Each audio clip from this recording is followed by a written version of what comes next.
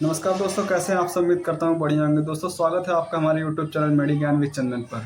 दोस्तों आज मैं आपके सामने एक बहुत ही इंपॉर्टेंट वीडियो लेकर आया हूँ जिसका नाम है एंजाइना पेक्टोरिस। जी हाँ, एंजाइना पेक्टोरिस यानी जिसे हिंदी में बोलते हैं सीने का दर्द या छाती का दर्द।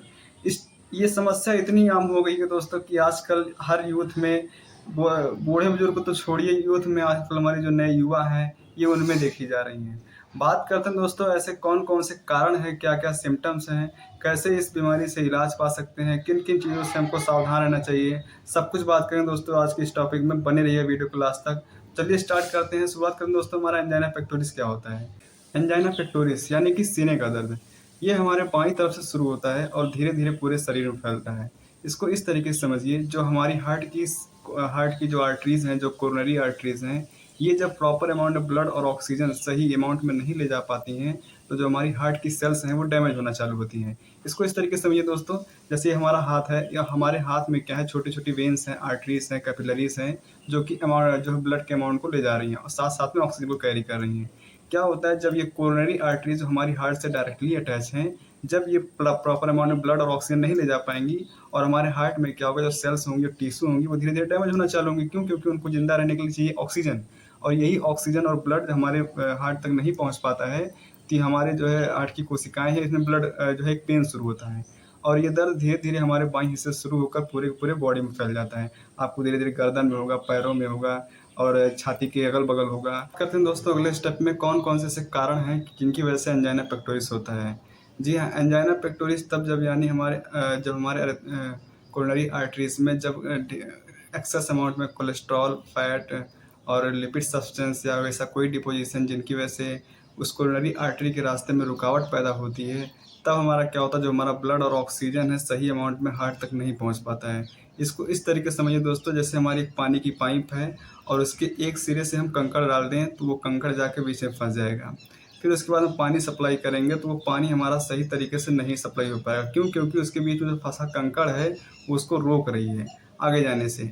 सेम कंडीशन हमारा हार्ट के साथ डेवलप होता है, जब हमारी कोरोनरी आर्टरी जो हार्ट तक ब्लड पहुंचाने का काम कर रही हैं, जब उसमें कोई जो कंकड़ पत्थर जैसा यानी कि फैट सब्सटेंस या कोलेस्ट्रॉल जब डिपॉजिट होने लगता है, और यही जब ज़्यादा अमाउंट जब डिपॉजिट होने लगता है तो हमारी जो हार्ट तक पहुंचने वाली ब्लड और ऑक्सीजन्स हैं उनका अमाउंट कम हो जाता है, वो सही अमाउंट में नहीं पहुंच पाती हैं। इससे क्या होता है, हमारा जो हार्ट की सेल्स हैं, जो टिश्यू हैं, वहाँ की टिश्यू धीरे धीरे डैमेज होना चालू हो जाती है। क्यों? क्योंकि उनको प्रॉपर अमाउंट में ब्लड और ऑक्सीजन नहीं मिल पा रहा है। तो यही समस्या जब गंभीर होने लगती है तब क्या होता है, लास्ट में हमारा हार्ट अटैक होने लगता है। जी हाँ, हार्ट अटैक कोई अचानक होने वाली बीमारी नहीं है। जब हम इसको जो है पूरी लाइफ टाइम तक इग्नोर करते हैं, लंबे समय तक इग्नोर करते हैं, तो लास्ट में जब हमारा हार्ट में 80 to 90% ब्लॉकेज हो जाता है तो यही समस्या आगे हार्ट अटैक जैसी बीमारी का कारण बन जाती है। तो हमको समय रहते ही या एक शुरुआत रहते ही इसका एक ट्रीटमेंट लेना चाहिए, एक प्रॉपर डॉक्टर से कंसल्ट करना चाहिए। बात करते हैं दोस्तों अगले स्टेप में, कौन कौन से ऐसे निवारण हैं, कौन कौन से तरीके हैं, क्या क्या उपाय करके हम इन जैसी समस्याओं से बच सकते हैं, यानी कि हमारा एंजाइना पेक्टोरिस से हम दूर रह सकते हैं। दोस्तों अगर आपको सीने में दर्द ऐसा कुछ है, आपके बाईं तरफ कुछ आपको पेन फील होता है, भारीपन फील होता है, सबसे पहले आपको क्या करना चाहिए, एक एरोबिक एक्सरसाइज करनी चाहिए। एरोबिक एक्सरसाइज मतलब कि आपको एक खुले वातावरण में ऑक्सीजन की प्रेजेंस में, जहाँ पर ढेर सारा आपको ऑक्सीजन मिले, वहाँ पे आधे घंटे, 1 घंटे या कुछ समय तक जितना आप कर पाएँ, जो आपको प्रॉपर अमाउंट में लगे उचित, उतना देर तक आपको प्रॉपर एक्सरसाइज करना चाहिए। दूसरा हम ये कर सकते हैं, जो हमारा मेन कारण है जिसकी वजह से ये समस्या आम हो रही है, वो है खान-पान। जी हाँ, जो ऐसे फूड ना खाएँ, ऐसे भोजन ना खाएँ जिनमें अधिक अमाउंट में कोलेस्ट्रॉल, फैट या लिपिड या ऐसे कोई फैटी सब्सटेंस पाए जा रहे हैं जो कि आपको हार्मफुल करें। जी हाँ, क्योंकि यही फैट, यही कोलेस्ट्रॉल आपके वेन्स में जाके डिपॉजिट होंगी, कोरोनरी आर्टरीज में जाके डिपॉजिट होंगी। में बात करते हैं दोस्तों, कौन कौन से ऐसे लक्षण हैं जिसको आप देख के या थोड़ा सा देख के पता लगा पाओगे कि हाँ अगले व्यक्ति को एंजाइना पेक्टोरिस हो सकता है या इससे जुड़ी कुछ समस्याएं हो सकती हैं।